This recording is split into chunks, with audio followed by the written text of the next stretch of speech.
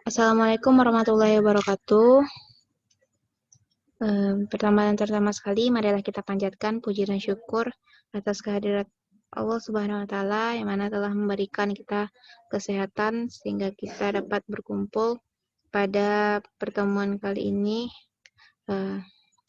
Salawat beriringan salam, tak lupa pula kita hadiahkan buat Nabi besar kita, yakni Nabi besar Muhammad Sallallahu Alaihi Wasallam dengan hantaran kata Allahumma sholli ala Sayyidina Muhammad wa ala ali Muhammad. Yang saya hormati Ibu dosen pembimbing mata kuliah mikrobiologi medik, Ibu Dr. Andes Dwi Hilda Putri, SSI M Biomed, dan juga rekan-rekan yang saya banggakan. Baiklah, kami dari kelompok 7 yang beranggotakan Elviani, Khairunisa, Penny Wulandari akan membacakan materi presentasi yang berjudul proses sterilisasi yang baik untuk keamanan atau pengamanan laboratorium mikrobiologi medik. Baiklah, materi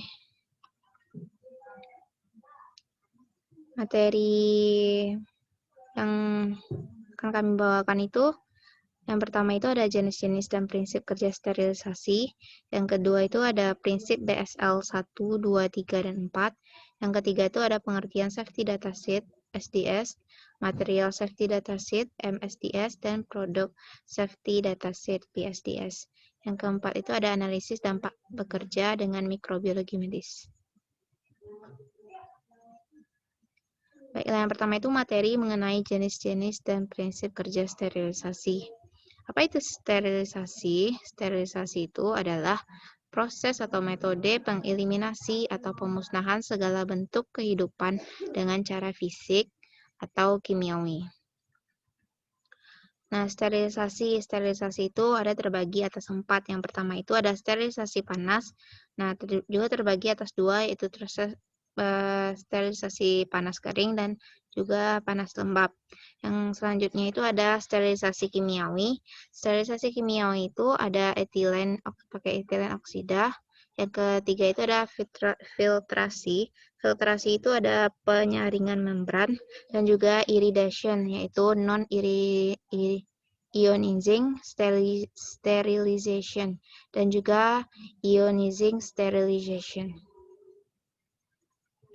Sterilisasi panas. Sterilisasi panas itu adalah pemanfaatan sumber panas untuk membunuh mikroba. Nah, faktor dari sterilisasi panas itu adalah temperatur sumber panas dan juga durasi pemanasan. Nah, sumber panasnya itu juga terbagi atas 2. Yang pertama itu ada panas lembab dan juga panas kering. Pada sterilisasi panas lembab, itu kita menggunakan alat yang namanya itu autoclave dan juga metode perebusan.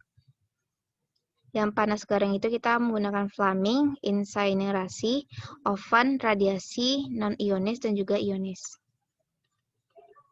Selanjutnya itu ada sterilisasi panas.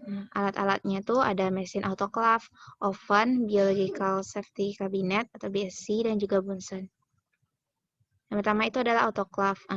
Prinsip kerja dari autoclave itu adalah dengan menggunakan uap panas bertekanan 2 atm sampai 15 psi, atau pounds per square inci, dan juga suhunya tuh berkisar antara 121 derajat Celcius itu selama 15 detik, dan juga untuk bahan dan juga 20 menit untuk alat-alat. Inilah bentuk dalam dari mesin autoclave. Selanjutnya itu ada oven. Oven itu merupakan alat sterilisasi dengan menggunakan uap panas kering. Nah, protein mikroba akan mengalami dehidrasi sehingga terjadinya kekeringan. Selanjutnya teroksidasi oleh oksigen di udara sehingga menyebabkan matinya mikroba. Selanjutnya itu ada alat Bunsen. Alat Bunsen ini prinsip kerjanya itu dengan menggunakan metanol atau bahan bakar gas sebagai bahan bakarnya. Digunakan untuk memanaskan atau mensterilkan zat cair dalam beker, labu Erlenmeyer, dan lain-lain. Dan juga untuk mensterilkan alat-alat laboratorium yang berbasis platina seperti jarum inokulasi. Selanjutnya itu ada biological safety compartment. Itu prinsip kerjanya itu adalah mensterilisasi alat dan bahan dengan menggunakan teknik pengaturan udara dan adanya penyinaran UV. Sistem kerja ini sangat erat hubungannya dengan kontaminasi mikroorganisme. Alat ini juga penting sekali dalam proses pembuatan media pertumbuhan mikrobiologi agar tidak terjadinya kontaminasi. Yang selanjutnya itu ada sterilisasi kimiawi. Sterilisasi kimiawi itu menggunakan etilena oksida C2H4O atau ETO.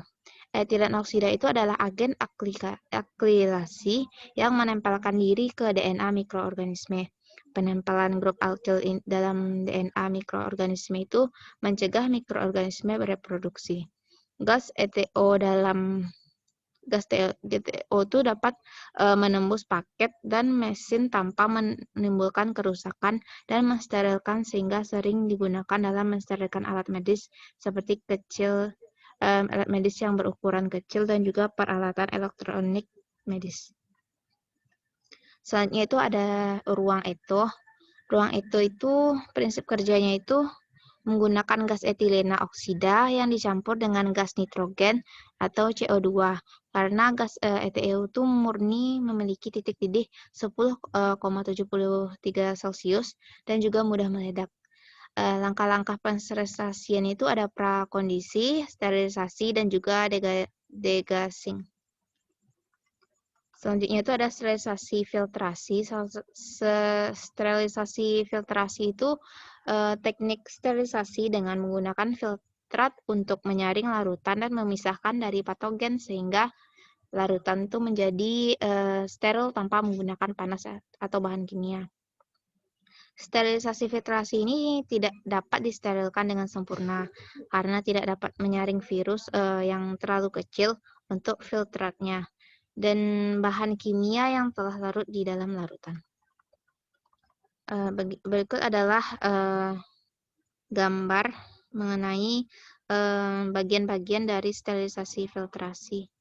Nah, metode filtrasi itu digunakan jika pada metode heating, chemical, iridation, dan juga dapat menyebabkan kerusakan pada subjeknya.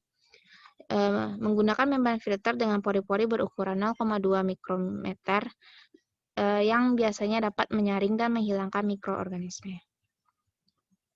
Penyaringan membran. Nah, penyaringan membran ini prinsip kerjanya dengan menggunakan membran yang terbuat dari selulosa dengan lubang-lubang berukuran 0,4 mikrometer atau lebih kecil dapat memisahkan larutan dari mikroorganisme yang ada dalam larutan.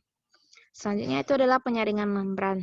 Nah, di sini adalah bisa kita lihat itu langkah-langkah penyaringan membran.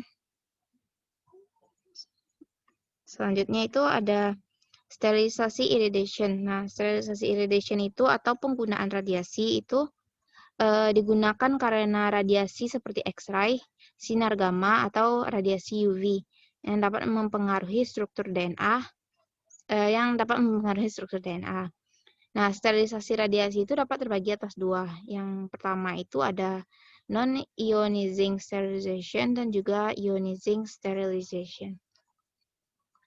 Selanjutnya itu adalah yang pertama itu saya akan menjelaskan mengenai non-ionizing sterilization. Non-ionizing sterilization ini merupakan sterilisasi yang tidak menggunakan struktur atom, molekul atau zat menjadi ion, yang biasanya akan menghilangkan satu atau lebih elektron dari struktur tersebut. Contoh penggunaan radiasi UV. Radiasi UV itu cocok digunakan untuk mensterilisasikan suatu permukaan dan beberapa objek yang transparan. Akan tetapi, pada radiasi UV ini tidak efektif pada daerah yang terhalang sinar, termasuk daerah yang tertutup kotoran. Misalnya itu ada ionizing sterilization. Nah, ini merupakan lawan dari non-ionizing, yaitu dengan sterilisasi radiasi yang mengubah struktur atom, molekul, atau zatnya itu menjadi ion. Penggunaan X-ray dan sinar gamma merupakan termasuk dari jenis ini, karena radiasi ionizing itu dapat mengubah struktur atom. Maka sterilisasi ini harus mengikuti standar keamanan yang telah dirancang oleh Badan Tenaga Atom Internasional.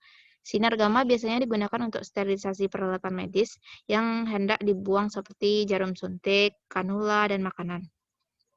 X-ray dapat mendapatkan energi tinggi yang digunakan untuk sterilisasi peralatan medis dalam satu paket atau box dalam energi yang menembus pelindung paket dan dapat mensterilisasikan dengan dosis yang sama dengan satu paket.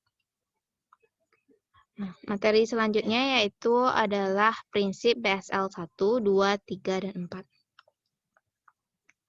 Nah, pengertian BSL atau biosafety adalah penerapan pengetahuan teknik dan peralatan untuk melindungi personalia laboratorium dan lingkungan dari paparan agen yang berpotensi menyebabkan penyakit. Prinsip BSL itu yang pertama itu bekerja dengan aman di laboratorium mikrobiologi dan juga laboratorium biomedis, sehingga dapat mengurangi resiko berkontaminasinya oleh material biologi berbahaya atau biohazard. Selanjutnya itu adalah macam-macam BSL. BSL ini ada BSL 1, BSL 2, BSL 3, dan BSL 4. Saya akan menjelaskan tentang biosafety level 1 atau BSL 1, yaitu karakteristik peralatan keamanan, fasilitas dan desain struktur untuk pembelajaran sekolah dan kampus, laboratorium pelatihan pembelajaran, dan bekerja tetap menggunakan pelindung diri atau jas lab, kacamata pengaman, sarung tangan. Kategori dari mikroorganisme satu itu berisiko yang sangat sedikit terhadap komunitas dan perorangan atau tidak berisiko sama sekali. Mikroorganisme yang tidak menyebabkan penyakit itu contohnya itu ada Escherichia coli, Lactobacillus sp, Saccharomyces cerevisiae. Berikut adalah contoh mikroorganisme yang dapat disterilisasikan dengan BSL 1. Misalnya itu ada biosafety level 2 atau BSL 2, yaitu karakteristik peralatan keamanan, fasilitas dan desain keamanannya itu konstruksinya itu dapat digunakan untuk uji klinis, diagnostik, pembelajaran, dan pekerjaan laboratorium dengan risiko sedang. Saat bekerja menggunakan pelindung wajah, baju labor, sarung tangan, dan perlu adanya wastafel untuk mencuci tangan. Klasifikasi mikroorganisme yang ada pada BSL 2 itu berisiko yang rendah terhadap komunitas, tetapi juga memiliki risiko yang menengah bagi perorangan. Mikroorganisme yang tidak menyebabkan bahaya serius terhadap pekerja laboratorium, makhluk hidup, ataupun lingkungan, tetapi juga dapat menyebabkan penyakit pada manusia dan hewan. Berikut adalah contoh mikroorganisme pada BSL 2, yaitu ada Escherichia coli, Neisseria meningitis, dan juga virus hepatitis.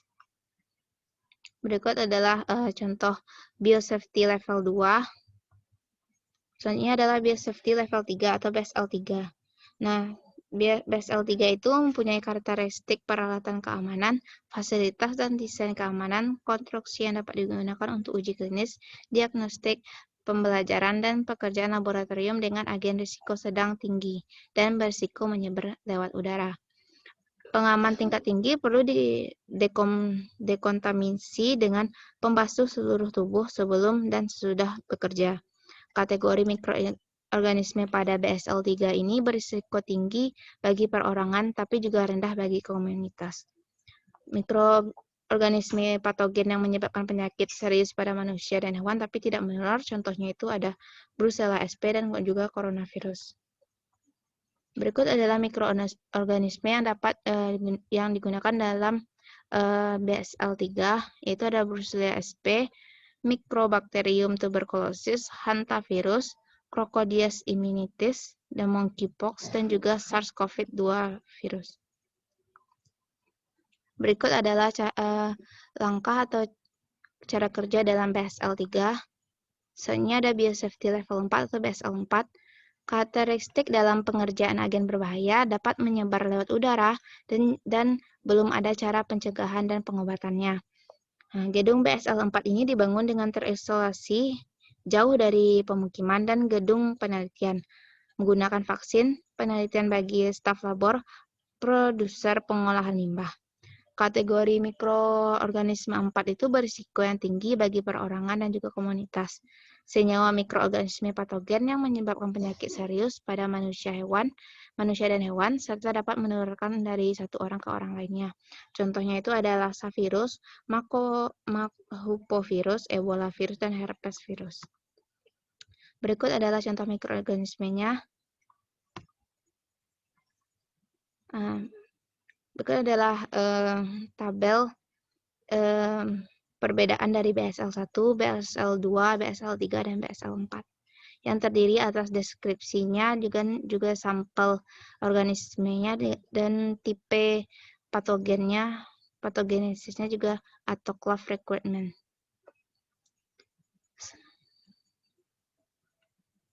Selanjutnya itu adalah fasilitas biosafety. Fasilitas biosafety itu perlu ditunjang oleh beberapa manajemen khusus seperti perlunya membentukkan komisi untuk penilaian safety dalam penelitian di bagian penelitian, menggunakan vaksin untuk penyakit tertentu. Setiap staf laboratorium terlebih dahulu diberikan pemahaman dan pelatihan mulai dari memahami karakteristik bahan kimia dan agen biologi yang digunakan serta teknik laboratorium yang baik dan benar. Pemberian fasilitas cek kesehatan rutin pada staf laboratorium agar dapat mendeteksi risiko dini paparan agen berbahaya. Jika diperlukan, pekerja dapat bekerja sama dengan pihak ketiga dalam menyediakan rutin untuk pakaian lengkap laboratorium, kondisi bersih, dan penanganan pakaian lengkap laboratorium yang telah terpakai. Nah, diperlukan prosedur pengolahan limbah untuk mencegah pelepasan agen biologi atau bahan kimia berbahaya bagi masyarakat dan juga lingkungan. Selanjutnya adalah materi 3. Materi 3 ini mengenai pengertian safety dataset, material safety dataset, dan juga produk safety dataset. Pertama itu ada SDS, pengertiannya itu adalah lembaga data.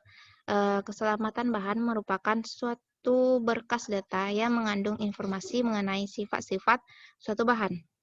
Lembar data ini bertujuan untuk memberikan informasi kepada para pekerja dan juga personel gawat darurat mengenai informasi penanganan suatu bahan dengan aman. Berikut adalah HCS, spectrogram, dan hazardnya itu. Ada health hazard, flame, exclamation mark, gas cylinder, corrosion, exploding bomb, flame over circle, environment, school crossbone. Selanjutnya itu ada pengertian material data safety atau MSDS. Itu merupakan dokumen yang wajib disertakan pada setiap bahan kimia yang didistribusikan pada industri atau konsumen tertentu. Lembar ini penting sebagai panduan bagi pengguna bahan agar memahami sifat-sifat bahan kimia dan cara penanggulangannya apabila terjadi bahaya. Dokumen MSDS itu berisi data-data mengenai pengenalan umum, sifat-sifat bahan, cara penanganan, penyimpanan, pemindahan, dan pengolahan limbah buangan bahan kimia tersebut. Berikut adalah pengertian produk safety dataset.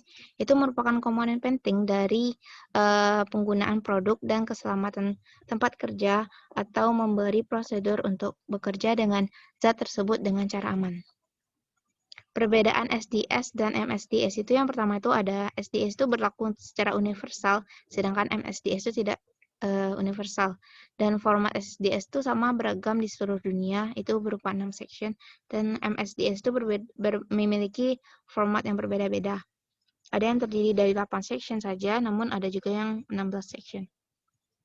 Sekarang yang menjadi dokumen pada SDS itu terutama untuk ekspor dan impor bahan kimia, sedangkan pada MSDS itu sekarang tidak menjadi dokumen standar terutama untuk ekspor dan impor bahan kimia. Selanjutnya itu ada materi keempat mengenai analisis dampak bekerja dengan mikrobiologi medis.